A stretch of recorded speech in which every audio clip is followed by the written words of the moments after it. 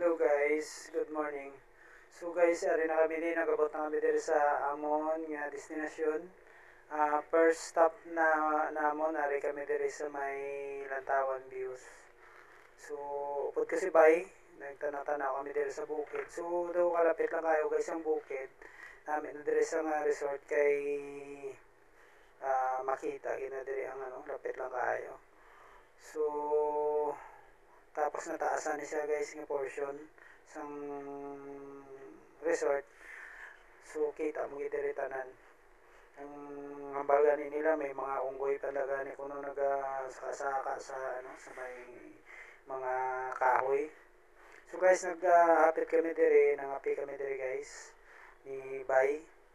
Ang kape tag 30 pesos. So okay naman kay native ang kape.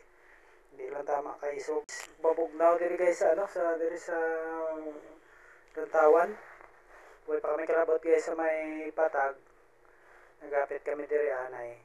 So para makita ta kung ano ang area nila diri. So okay man. Super namigid diri ang nila. So mani guys kali ang bukid nga makita ta ako na kita sa syudad sa Bacolod. So tag-as kini sa kayo. Pang taas kayo. Mani guys, namigid diri lagaw sa diri nga area. Bugnaw kayo diri ka namigid diri mag-overnight kay presko ang hangin.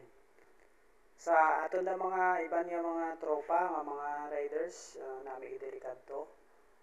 Lagaw ka mo diri kay makita na ita diri. See you guys sa Patag.